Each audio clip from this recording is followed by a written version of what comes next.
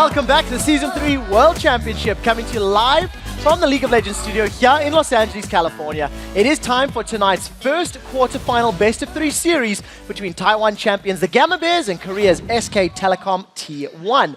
Right now, though, let's send it over to Shox on the main stage for the introduction of tonight's starting lineups. Thank you very much, Trevor. And ladies and gentlemen, it's time to meet the teams for tonight's first quarterfinal best-of-3 series between the Gamma Bears and SK Telecom T1. Starting on the blue side for Game 1, it's the Gamma Bears. Let's meet the team. Starting in the top lane, State. In the jungle, Wind. In mid, Maples. At AD carry, NL. And at support, Sword Art. They are the Gamma Bears.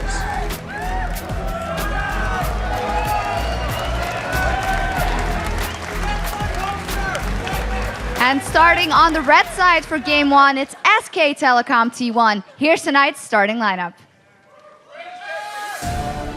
Starting in the top lane, Impact. In the jungle, Bengi. In mid lane, Faker. At AD carry, Piglet. And at support, Pu Mandu. They are SK Telecom T1.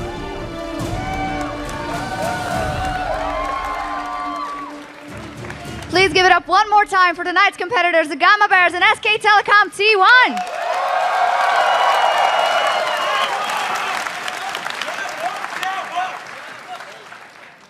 Gentlemen, please take your positions. Good luck and have fun. Now let's send it back over to Freak and Quick Shot at the caster desk for Game 1. Thank you very much, Shox. And now that we've met the players, let's talk a little bit about the team, starting with the Gamma Bears, because frankly, not too much is actually known about these guys.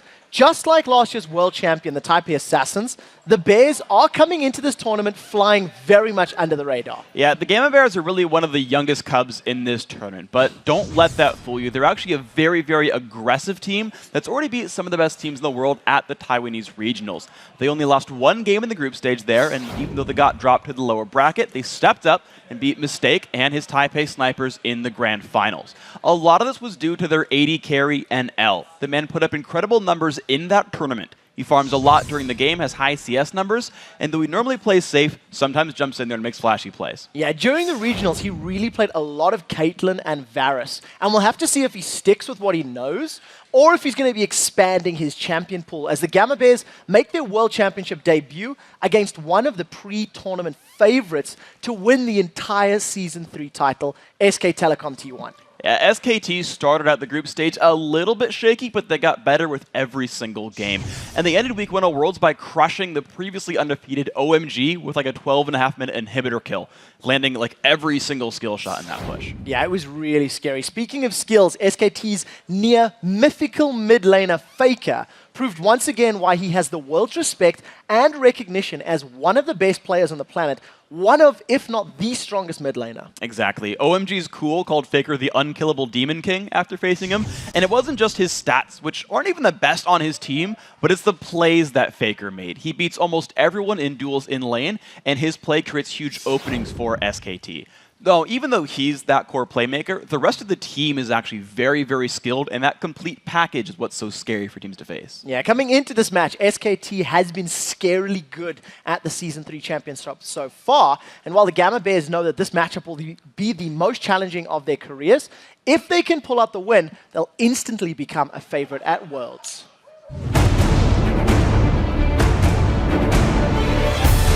其实一开始我之前都有在看欧拳，就韩国他们的球员赛。那时候我在发现，我觉得其实 SKT T1 真是一队很可怕的对手。SKT 会这么强，是因为他们的中路玩家是现在世界上最强的 AP 嘛 ，Faker。 일단 8강에 올라온 팀들은 저희보다 준비를 더 많이 했을 거기 때문에 모든 팀이 다 무서웠고요.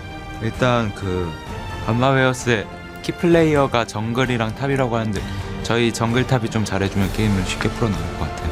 算感觉一开始就直接挑战魔王那种感觉。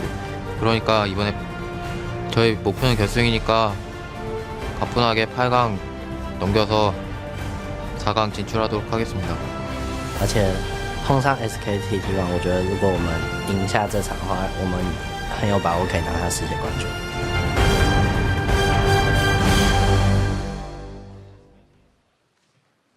I'm definitely looking forward to this matchup because of that surprise factor that the Gamma Bears has. Yeah. We noticed that the Korean teams, they trended towards starting off slowly. All of the teams that we've seen so far have not done particularly well in their first couple of games. And if true. the Gamma Bears can exploit that, they might be able to get an early advantage against SKT. There's definitely a chance here, and it's going to be interesting watching just how much these teams have gotten to research.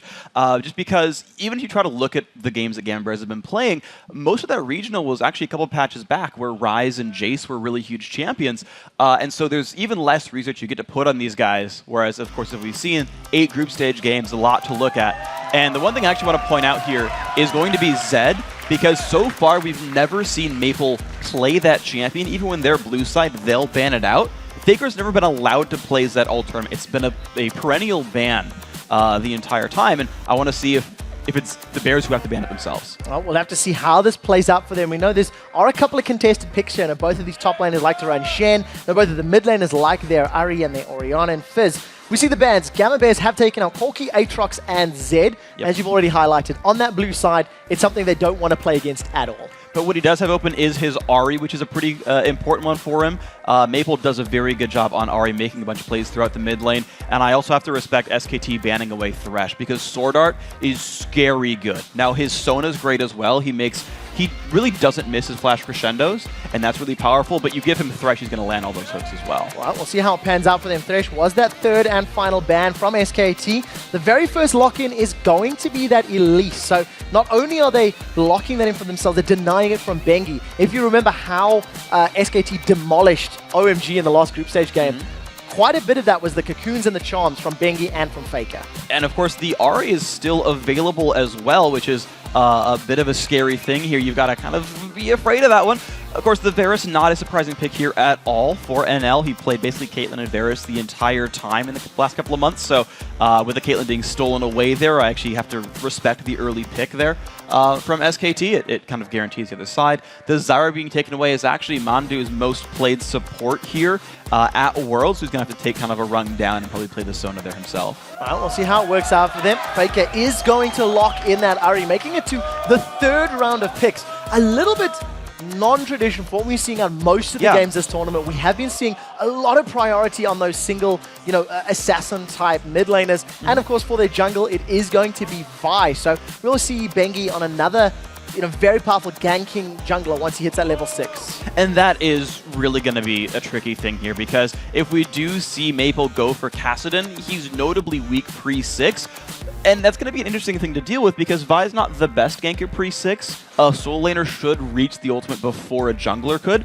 But if you do something crazy, Bang gets a really good gank, or he gets a lot of help in the jungle or something, or you force Maple back a couple of times, you might get those Assault and Batteries before Riftwalk, which could completely just demolish that lane. All right, we'll see how this works out for them, because I just think you remember the odd one running that jungle Vi against Nuke Duck's Ari. And that Spirit Rush didn't allow you to get away. It's going to be a similar situation with that Riftwalk. Bengi should be able to just lock on and completely shut down that Kassadin once he hits 6. 3 seconds left to go in this pick and ban, and the Gamma Bears are going to lock in Kassadin and Shyvana. So most likely going to be a top lane Shyvana. That's my guess here. That's what my gut's telling me. Yeah, from what I've been told by other pro top laners, Renekton's actually a good matchup to play as when you're fighting an Elise. You can generally sustain through it. You have pretty good trades as well, and so I don't think they want to fight that matchup. Shyvana, on the other hand, though, has really good one-on-one trading. Shyvana can proxy waves if she wants to as well, and there's still a lot of pushing pressure there that can actually keep Impact away from the rest of the team. Honestly, both these top laners, you'll see picks like this the rest of the way through. They're heavy brawlers who want to fight things. So the SK Telecom team is a lot more traditional from what we've been seeing from the Worlds. These are all picks that have been, trended towards, with the exception of maybe the Nami. I think this may be her first appearance, actually. He played it once already in the group stage, but only the one time here. So SKT's pretty much got sort of their style of lineup. They've got the easy, safe backline. They've got the ability to dive into fights with Ari, Nami, Vi, and Renekton. So they've got a bunch of chaos, and then Piglet's just there shooting people in the back lines relatively safe. It's a good SKT lineup. Relatively safe. We'll see how well that Siobhan and Elise can get to him. And while the teams are loading into the very first game of this best of 3, let's take a look who you guys at home think is going to win this series. According to LOLesports.com, 72% of you think that SKT will be taking a Najin Black sword in the semifinals. Yeah, and of course the analysts said SKT as well. Honestly, these guys were the favorites to win the whole thing before we ever even saw them play. We're looking at them now. You heard the analysts say how scary they are. Certainly, the SKT lineup is merciless, but I always want to play the underdog story. It's one of my favorite things to talk about. Gamma Bears here are in the exact same position as Taipei Assassins last year. They have to play a Korean team in the quarterfinals. Oh, yeah, that's going to be hilarious, right? Sword's going to demolish them. No. Right? And the entire way through, TPA was the sleeper who kept hitting there. And you know, maybe the Bears are coming out of hibernation. We'll have to see how well they perform on the Rift. They've already pulled out... That's a sigh from the audience. I like these guys. That was not applause.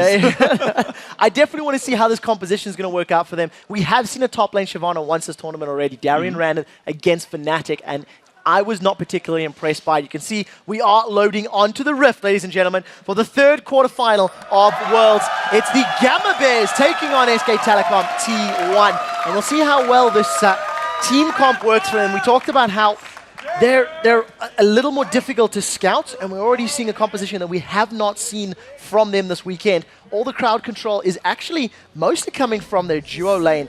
You can see that large numbers of SK Telecom are hanging out in and around the river. Hey, this is just interesting because you talked about the unscoutability. A lot of these picks are completely new for the Gamania Bears. Those the top laner and mid laner specifically are things that wouldn't have been easily scouted. These are new things they've picked up that SKT is going to have to adapt their bans to as this game goes through.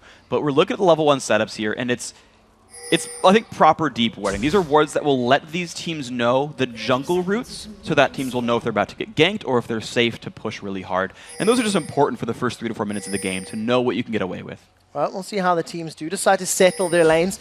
There is a lot of options available to try and shut down your opponent's solo laners if they wanted to go for those lane swaps. But as it stands, we may be having head-to-head matchups as both of these teams just do this warding dance, really. They've got full vision of one another over the last 20 or 30 seconds, and it doesn't look like we're going to have any invades. No real invades, just for the wards right there. And both these teams got relatively equal information out of this, though SKT's ward in the bottom jungle is a little bit deeper. At the end of the day, it really just means they'll see when they go towards red buff and near the wraiths and whatnot, and it tracks jungle movements. That's what those wards are for. And when you consider how scary jungle Elise is, the fact that you can gank for Zyra with a 0.75 second root, I believe it's a 1.5 second stun off Cocoon, you can kill someone with that kind of damage. So it's important for SKT specifically to know where Wins is going. Well, we'll see how well it works out for them. You can see Win starting on his blue buff while Bengi is about to secure his own buff, and we're going to have this straight up 1v1 matchup. You can see Faker already just landing auto attack after auto attack onto that melee carry of Kassadin. We'll see how well Maple can do in this mid lane, because Faker's Ahri has been incredibly good throughout this tournament. We've already got an inkling of offense, though. You actually saw Bengi running down early on. He didn't actually decide to get anything for that. But the one thing to point out, actually, is that the duo lane for the Gamania Bears is pushing first. They're actually going to have level 2 first. They'll have the ability to trade a little bit more. And dealing with Zyra spawning plants on you, like, forever and ever is very difficult. They're actually going to go in... Ooh, almost. A little excited there. It's not landing on Mandu. He's able to sidestep it, but we do see a small CS advantage for NL thanks to that aggressive pushing on this bottom lane, and managed to push the wave up to the tower, so this should reset lane overall. We do see Maple falling behind in the CS in the mid lane, 6-11, but that is to be expected in this matchup. It is going to happen right here. It's a melee versus range matchup, and Kassadin's forced to last hit with spells half the time. And as you've sort of seen, even from Peke's cast and whatnot, you can sit there, as long as you don't die or miss XP, you're pretty much going to do okay as far as a Kassadin lane goes. It's really when you get the tier and the catalyst completed that you sort of turn on. When you hit close to level 13, you really start getting abusive and scary. So that's the lineup we're going to look for here. One thing I want to point out for the Bears, though, is they've hit literally every minion in the bottom lane so far. 19 is perfect for this point. Well, let's see if they can keep that one up. NL, we talked about him coming into this matchup. He does have that passive CSing style in the laning phase. He likes to farm a lot during the qualifiers against the likes of the Taipei Snipers. He was actually averaging about 10 CS a minute for the majority of that playoff bracket. So mechanically very strong, and he's on one of his most played AD carries. So Really good start for them. We'll see if they can secure the kills, though, because that's what's really going to help them get objectives. And we still see the mid lane, Maple, falling behind on those CS numbers. One thing I am going to point out, though, as we kind of look through these lanes, though, is that ward control is in favor of the Bears at the bottom lane right here. There's like one ward and a brush, but if this lane ever resets, the Elise from Wins can sneak in and force a gank here. And Nami doesn't escape all that well. They could probably pick her up with Grassroots in a cocoon. See if they can manage to land any of that CC. That's what's going to help them pick those kills up. Maple now chugging through his very last potion, as Bengi does once again roam to look for an invade. He's going to run into Wins. The cocoon does land, as well as the volatile spiderling. Bengi's going to charge up the Vault Breaker. Does manage to get up, but we see Wins is chasing for this one. He does repel forward. Now there's no Spirit Rush down in the bottom lane. Piglet's now in trouble. He's cleansed the Ignite. That's a flashball from NL. A great bubble from Mandu. Throws NL up in the air. NL continues to auto-attack down, and we see Mandu force backwards. That's a 2v2 win for the Gamma Bears. Yeah, it's three Summoners belts for three Summoners for three Summoners, but really good trade right there. There's only a flash up for Mandu and a barrier for NL, and now you can see Wins. I like this move by him. He's come to the mid lane to shove it out to allow Maple to run back to base. A fight in the top lane. Oh, Impact's going to slice out. Does have that dice available. Not going to be needed, as now Bengi's coming in from the river. The question is, can he get onto Stake? Stake's caught between a rock and a hard place. He may be able to pick up first, but Impact gets away. That's a flash. Flash for flash. Bengi lands the killing blow, securing it for SKT. Very well played right there by Impact, making sure he didn't take too much damage. And that was the gank we also needed to see coming, was neither of these top laners came in with wards in their opening build, and you saw it capitalized there by Bengi. Well played.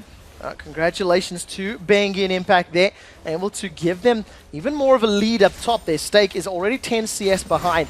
Thanks to Wins sort of babysitting that middle lane a little bit, Maple still holds on to that 10 CS deficit, and he's about to hit level 6, and once he's got that Riftwalk available, it's going to be much more difficult to catch him and lock him down. It looks like he'll hit that level 6 mark in time to survive any of the major ganks, and we'll probably see him be okay. The other thing to point out, though, is that even though that bottom lane should have went well for the Bears, the one thing to point out, actually, is that they both went back to base and got the same items. Both AD carries have Vamp Scepter and Doran's Blade, so the CS lead doesn't mean much yet. Oh, take a look at this. NL and Sword Art going super aggressive, but now the bubble catches Sword Art out. We do see Piglet not going in for more auto attacks, but thanks to that bubble, they do trade relatively evenly. And Wins is looking for a counter gank here in this mid lane, expecting Faker to go in, but he won't jump into that minion wave, so this will take a while for anything to pay off for Wins. Oh, the charm does land, though. Maple gets the silence down. Faker still not used that Spirit Rush. They decide to continue fighting. Up in the top lane, Stake is actually doing very well in the 1v1 against Impact. However,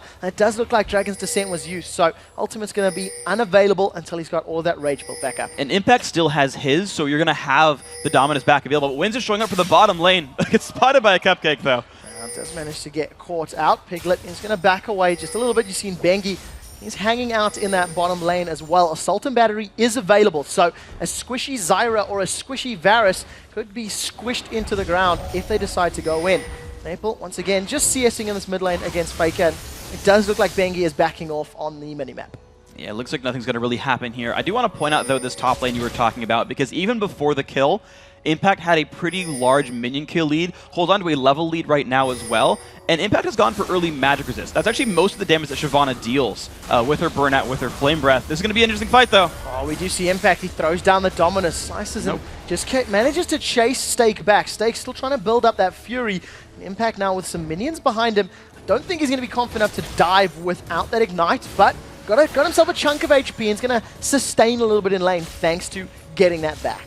Yeah, absolutely. So Impact's honestly going to probably keep scaling up in this lane. He's just plus a Negatron Cloak right now, has the same other items, so that's probably going to be a point where Wins needs to turn something around, or Impact will be very hard to deal with in these fights. It's something to keep in mind in this game.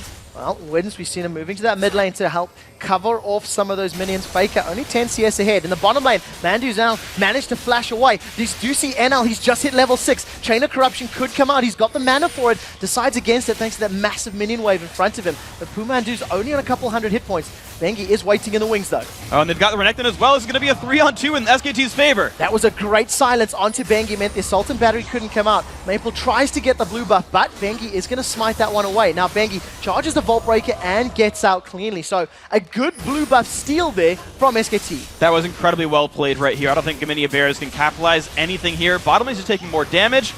Oh, Tidal Wave actually gets pulled out. Bumandu was afraid of the committed attacker from Gamma Bears, and this is going well. You do see NL still 10 CS in the lead. Well, Bengi's going to secure his red buff in the background, but they're trading blow for blow with the exception of that first blood.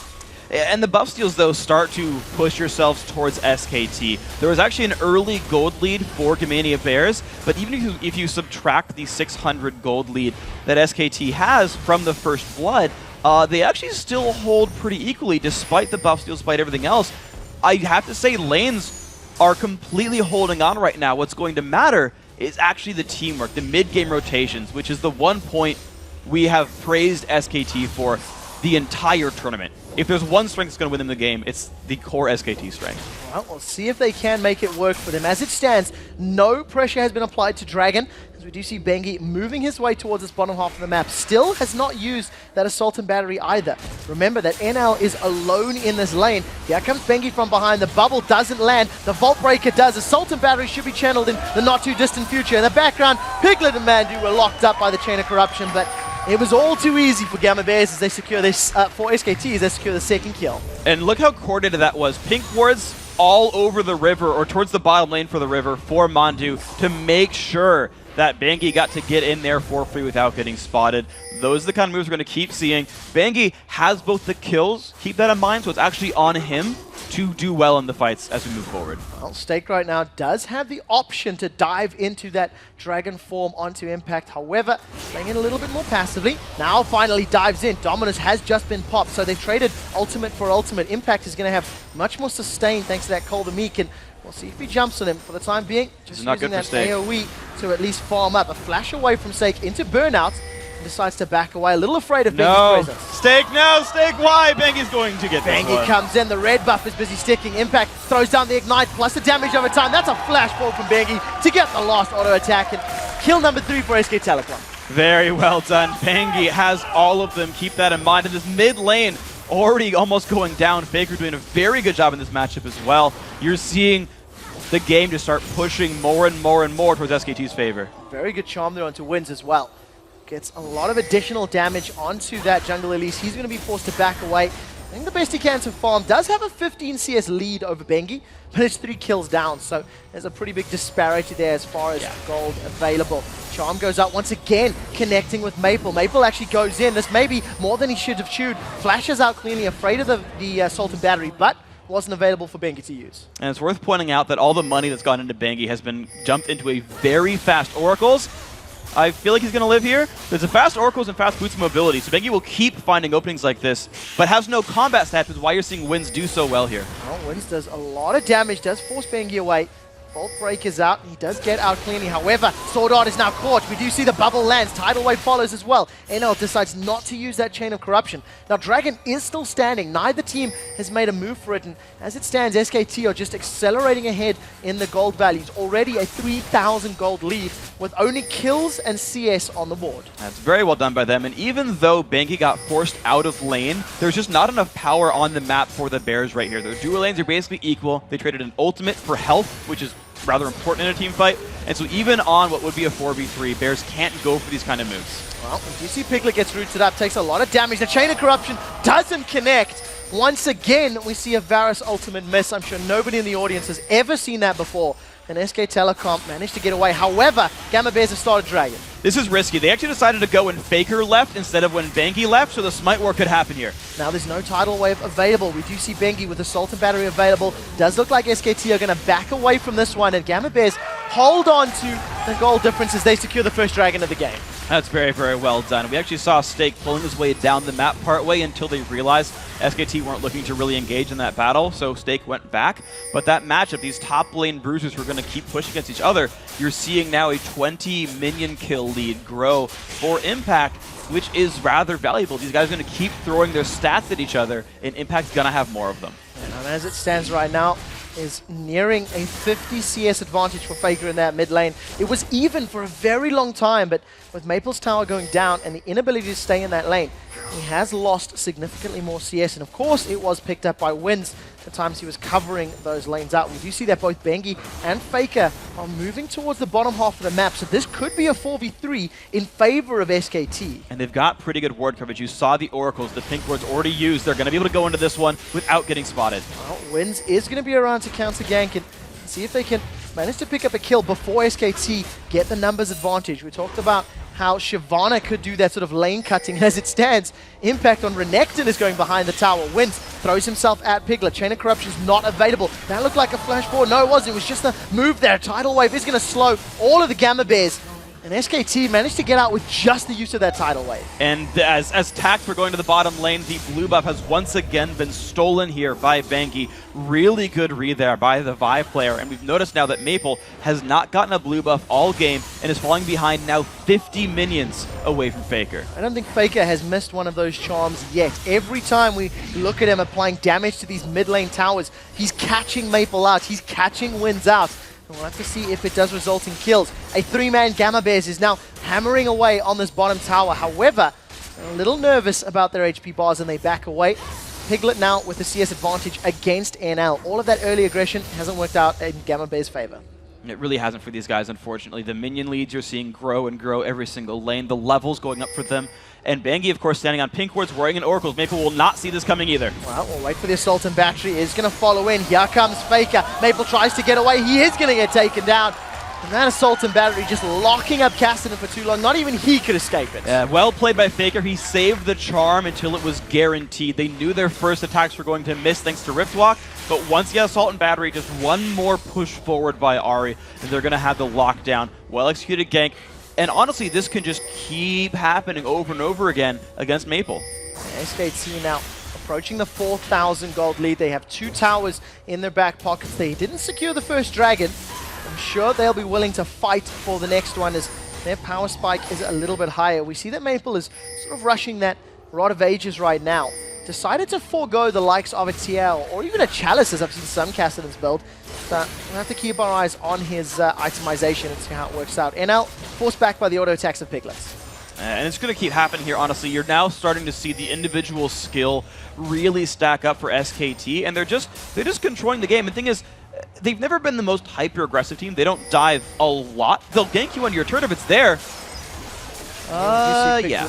He does manage to cleanse out of that Chain of Corruption, and the rest of Gamma Bears, it was a bit of a half-hearted gank, but the chain did connect, and it did get the Summoner spell. Yeah, so SKT, honestly, they're happy to play the control game. An aggressive control game, to be fair, well, they'll take anything that's there for them, but you've seen from the buff steals, from the turrets going down now, 2 of them so far, it's just going to be controlled aggression, rolling over the map here for SKT. For the Bears, they've got to learn how to actually make some plays. They've got Catalyst on Kassadin. He's spiked up. They can use him. Oh, we do see a root now lands onto Piglet. There's no chain available. A very good tidal wave from Pumandu. He actually exhausts Sword Art though. NL throws out the piercing arrow, does not connect as now Piglet throws out his Piltover Peacemaker. Ace in the hole, his channel doesn't secure a kill. Now Bengi comes in from the side. Repel lands onto Piglet, gets caught in the bubble. Piglet is still alive. Faker comes from the background. They've killed 80 carry for 80 carriers. Now Pumandu is the next target. We do see Wins getting dropped by Bengi as Maple is chasing forward. He's got 1. Ignite may get number 2. Assault and Battery plus the tower and the shield is not going to be enough to save Bengi as a double kill is secured for Maple. That was very, very good because that was the shutdown gold as well onto Bengi. So Maple just got massive. This is going to be a fun game for Kassadin. Look at this fight. So good barrier by NL keeps him alive. And Wins just has nice low cooldowns. Piglet just gets to be jumped on. Despite an amazing bubble there by Monju, Faker wastes every major cooldown and is now basically out of the fight. He's got to get over a wall with basically 1 dash left. And so he can't reach Sword Art anymore. And Maple just gets to be a Kassadin who's not getting bursted down. Kassadin's actual DPS very, very high, and he's going to take kill after kill after kill. Well, works in his favor, and now we'll see whether or not he can make it count. His Rod of Ages has just been completed. 2-1-0. He is 90 CS behind Faker right now, which is an incredible amount, and all of SKT's solo lanes are now starting to pull ahead. 177 to 142 for the top laners, 157 to 139 for their 80 carries. So SKT, even though they gave up a couple of kills, they still hold on to about a 5,000 gold lead. And they're still looking very good for the next fights. And the gold is actually in a lot of really good plays for SKT as well. Impact is up about 1,400 gold over his lane opponent. So you're seeing like he has Spirit Visit versus the makings of a Sunfire Cape. Look at Faker, he's 1,600 gold up despite Maple getting that double kill in the shutdown Muddy. And SKT, look at this. They do it with Baron a lot. They're doing this bait with Dragon to a certain extent, seeing if someone's want to look from the side. Instead, they'll just get free neutral objectives and continue to grow their gold lead. Yeah, we've talked about how Faker likes to just destroy support when he's on any of the assassins, and SKT pick up an uncontested Dragon. Nobody from Gammon Bears was brave enough to move in there. They didn't have any vision in the pit. And I think they were going to be fully aware of SKT's positioning. Stake and Wins now trying to get some damage on this top lane tower, but Impact is going to respond in time and clears the way with a couple of abilities. And one thing actually, as I looked down the lineups as well, that I sort of wanted to see from Gamania Bears was actually putting some pressure onto Faker himself, because you look at that minion kill lead, you look at the effect Faker's going to have in this game. And actually, I believe they never really did much with Elise Caston, who could have jumped in, silenced to prevent a flash, prevent a Spirit Rush away, and chain the cocoon off of it, and then chase down Faker. But now, well, now Faker's got a whole bunch of health. He's level 14. He's got a Negatron Cloak. That option no longer exists, not to mention the fact that Mondu started to pink ward everything. The vision control is now SKT's, and they can start strangling even more of the map. Yeah, as it stands right now, Wins tried to make some ganks happen with that Elise, and he had presence on the map, but it wasn't enough to secure kills or shut down any of SKT's lanes. You see Bengi, he's roaming up to this top lane. Does have those home guards, boots of mobility. He really wants to be omnipresent on this map and make sure he has an impact everywhere. Piglet, with that Avarice Blade, earning some additional CS and trying to work towards what's going to be that static shift. So that's going to be a lot of, on-hit damage for those first couple of shots. And actually, as the AD carries have gotten more accustomed to Season 3, I believe it was Doublelift said that he actually likes Static Shiv a lot more than Phantom Dancer, because team fights now, you have to be very mobile as an AD carry. You're actually going to stack up that Static Shiv charge a lot more in team fights. And so even though Phantom Dancer gives you more stats for your Infinity Edge, you're just going to get more Static Shiv procs. And Doublelift, if I get the player right, was saying that's actually worth more overall. Well, let's see if it works out for Piglet. He's currently 0-1-3, does have a 20 CS advantage over NL and a fair amount of items. It looks like NL's going for what we've become calling the Legolas build, thanks to Crepo. Is of course that Bloodthirster into the likes of a Lost Whisper, and you just start sniping people as a marksman should. Yeah, you really should there, and honestly, NL's done a very good job of not dying much in fights, and here's going to be interesting. Can Impact survive a 2v1?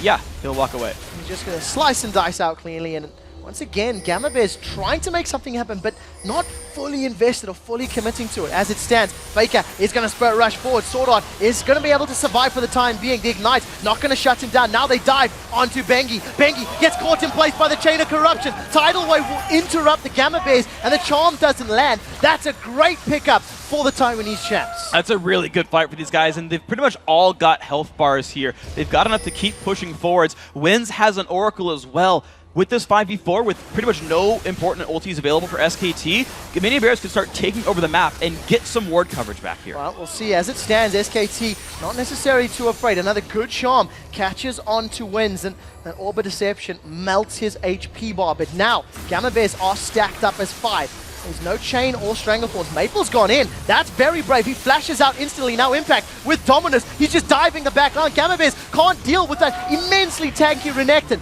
Ace in the Hole is available for Channel, and that's a 4v5 that SKT won. Yeah, that was really well played by Impact specifically. 2 completed items there, just sat in the front line, taking damage while zoning out the back line himself, and didn't allow any counterattack. There was an exhaust used by Mondu, but way more spent by the Bears, and you could just tell SKT are a stronger team right now. Well, Bengi right now is going to at least take out a bunch of those minions in the mid lane. Stake and Maple doing the best they can to hold onto this top inner turret. There is some decent AoE wave clear, but Stake's going to get into basically spellcast range of SKT, and he takes a lot of damage for doing it. And now defending this mid lane off, this SKT hold on to a 6,000 gold lead and look to set up some more vision control in the jungle of the Gamma Bears. Let's see if they can do it. I mean, honestly, SKT, this is their hallmark thing. This is the thing that makes SKT win games, is the fact that they just control vision so much. And I expect them to start doing this around Baron now. As items get completed, as their front line is tankier, you're going to see them be able to bait the Bears into trying to take Dragon, or trying to stop Baron, I should say, and getting caught. That's the likely play pretty soon for SKT. Well, we'll see how many vision wards they manage to pick up for themselves. You see that Last Whisper getting closer to being completed for NL. Zeal is the word I'm looking for, in the back pocket of Piglet, as well as a pickaxe. And we see Faker. He's got himself a Negatron Cloak as well as that BF Sword to go along with his Deathfire Grasp. So he was almost able to take out Sora on their last rotation, but the charm didn't land.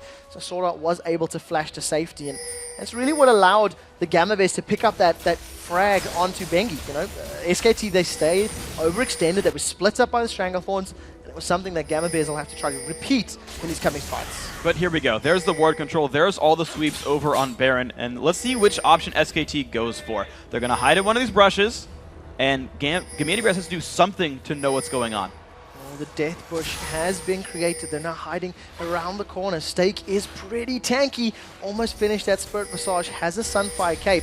And we'll see how well Gamma can handle this. Oh, Wins! Goodbye! Wins is just taken out, blown away by Faker's Ari. And that's going to allow SKT to secure this blue buff. There's no smite available, so we'll have to see if they want to go for what's going to be a pretty safe Baron. Yeah, there's no jungler. There's no smite steal even possible. None of these champions have individual spike abilities either. The thing is, SKT can always bait for another kill, but Gamania Bears has to realize that they can't stop Baron. They should just go for a turret or something instead. Well, we'll see what they decide to do. As it stands, they are once again grouped up as a 4-man, moving closer and closer. Mandu, can he land the bubble? Aqua Prism's being charged. He doesn't manage to connect in the background. Stake is still alive. Dragon's descent out. That's a great Stranglethorns. Will at least interrupt SK Telecom. Bengi's the first victim of the fight, but it's soon going to be much more of the Gamma Bears down. That's a double kill for Impact as he continues to chase down. Another kill for Faker, and everybody but Wins is dead. Yeah, Wins is stuck in the base anyway. He's just coming out right now. It's a 4-for-1 battle, and you face-checked into a team with all their abilities up, man. Even with a Zyra ulti, there is just so much chase potential. Bengi sacrificing his life to lock down the back line. And what do you know? Faker landed a bunch of great charms, guaranteed the kills here. And now with 15 seconds, SKT can get an inhibitor and back to base. Going to be able to secure this tower. They're going to bash away on this inhibitor. Piglet in the background has lost a little bit of HP. They decide to play it safe. The death timers are still fairly short. You can see all Gamma's respawning. Here's a replay. Yeah, so they do then the charm onto Stake, deal a bunch of damage, get him out of the fight. That tidal wave hits everybody on the Bears, and it's just easy damage onto the back line. You can see how well SKT are able to chase down that max range charm on Maple. Was pretty important to make sure they got those last few kills, but that's what these guys can do. This is a very, very mechanically proficient team who set up that fight perfectly. Yeah, Faker does not miss those charms when they count. Manages to secure yet more kills. He's 3-0-4 as his Deathfire Grasp completed. Now, the Gamma Bears are stacked up in this mid lane. NL is trying to apply damage on the tower. They've brought Faker out. They are going to jump in. We do see Wins is the one that secures the killing blow. Now Mandu's the next target. They have not taken the tower out, as now we see that Piglet has come to defend. He does have red buff on, and he's putting a lot of hurt down as he's brought up. The silence goes out. He instantly claims it away. Bengi's on the retreat. Piglet's on the retreat, and the Gamma Bears are holding strong 5v3. Here comes Impact. Dominus is ticking. He's taking on 5 members of the Gamma Bears, and they don't have the bite. Ace in the hole, threading the needle. Tidal wave comes down, and the Gamma Bears are drowning under the pressure of SK Telecom.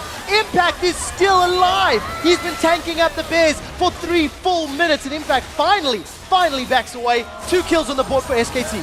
That becomes a 2-for-2 fight despite the free kill onto Faker, which was an excellent play to be completely fair, but that's what happened when Impact is huge. SKT said it would be on him to be important.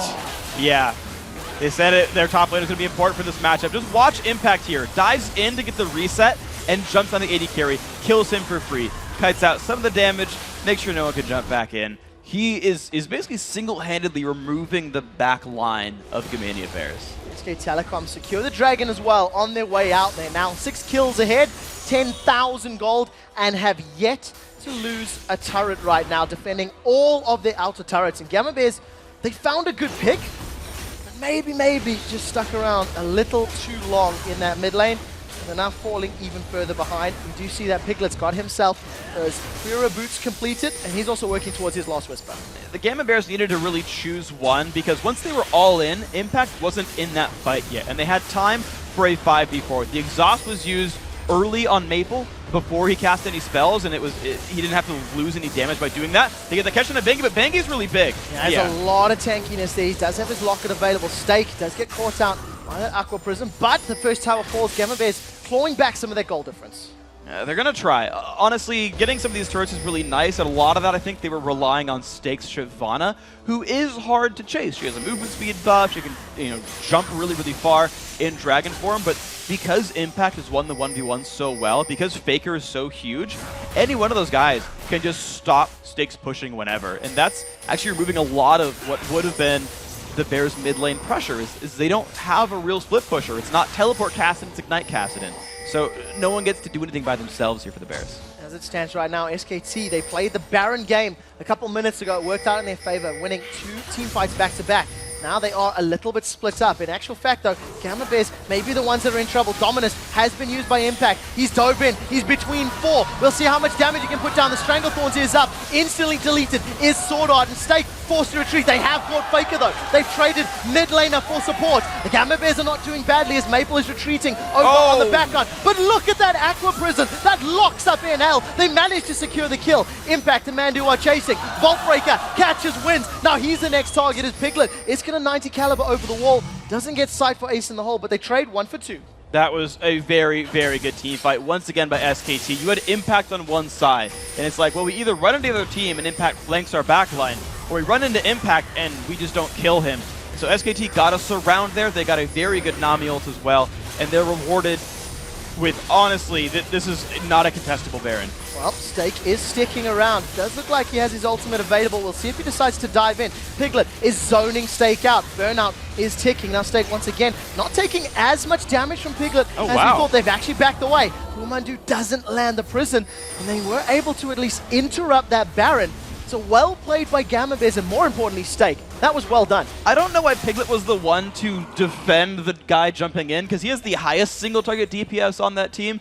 Any other person could have been able to spot who was coming in and still allow the damage to come through, because still, Wins was far away from that fight. But regardless, good job by Bears to hold on. They've managed to not give any other leads to SKT. But what I have to ask, though, is who's actually going to get rid of Impact in these fights? He's a 5/0/5 Renekton, 320 minions in 31 minutes, and no one's been able to kill him so far, and I think it's pretty unlikely that no one but the Fountain Laser ever does in this game. I completely agree with that. He's only got himself a Randuin's Omen, a Spirit Visage, a Sunfire Cape, and a Hex Drinker. I don't think he has enough items right now, and as it stands, there's nobody from Gamma that can deal with him. We'll see whether or not Gamma Bears can find more of those picks. They've had some success in it, but they are still 10,000 gold down. And that's the unfortunate side effect of the Legolas build, is you never get the Infinity Edge for a very long time, which is a really core and very key damage multiplier for single target damage output. Anyone but Impact, great. He's going to snipe them. His Qs will deal 600 damage or so. He even has a static shift burst to follow up. That's all wonderful, but you can't burst a Renekton. And this is part of the reason Impact is getting untouched in these fights. Well, we'll see how well it works out for them. Once again, Gamma Bears are stacking up in this mid lane. Stake and Impact, they were going toe-to-toe for a while. But you see now Impact has dived in. Dominus is channeling. Stake still yet to use Dragon's Descent. Tidal Wave comes in from the background. Does manage to catch 2 Sword Art, and NL in trouble. That was a good Stranglethorns, but NL is down. That's a lot of Gamma Bears damage. Removed Wins is going to be the second kill of the fighters. Now they turn onto Sword Art. That's going to be a triple kill for Piglet. If they can get some CC onto Maple, he'll be in trouble. And we do see him actually flashing forward, but Maple was able to get away. We did see Stake going down in the background, but this is an exposed inhibitor that SKT will secure. This is going to be a very, very easy win for these guys. And if they want, they really could go for Baron afterwards. The inhibitor goes down. They say, they're no, going we've for the got finish. minions instead. They might be able to get this. There are minions pouring in from behind them. They land the charm. Maple is down. SK Telecom all of a sudden decide to win a team fight, decide to close the game out, and the Gamma Bears are going to drop 0-1 in this best-of-3 series. This is a 33-minute game, and SKT are one Nexus away from being one of the top 4 teams in the World Championship here for Season 3. A team that got thrown together just a few months ago. and they're already poised to take the entire world. SK Telecom playing slower, and I think feeling out their opponents, the Gamma Bears, as it stood in those lanes, didn't see too many aggressive moves, and we'd actually seen NL and Swordart doing very well against Piglet and Pumandu, but just couldn't build the lead for the Gamma Bears. Yeah, and that's just the sort of, they didn't get the option to make a lot of plays. The run for Dragon was very smart, it was well timed, they had pushed the mid laner out and knew that with the core damage dealer gone in the mid game, then great, they can go take a global objective. And the actual laning mechanics were pretty good for the Bears. Okay, there was a gank without a ward, that was a little bit rough. Eventually the bottom lane turnaround, that was a little bit rough, but there was a pretty good early game for the Bears. They just couldn't find more things to do, which was a big weakness. Yeah, I definitely think that Wins is going to need to make those ganks work, because I feel like he tried about 4, 5, 6 times during the early stages of the game, but just didn't really get anything, impactful or meaningful. We're going to throw this one over to Riv and the gang for a breakdown of SKT's Game 1 win. Thank you very much, Quick Shot. And as the players alike start talking about what happened in the game, we as well are going to start discussing it a little bit here on the analyst desk. And right out of Champion Select, as usual, we kind of see some different things. Jarvan being left open, but the Vi pick up there. Piglet getting his AD carry in the bottom lane. But most of all, Gamma trying to show a little bit something new as well.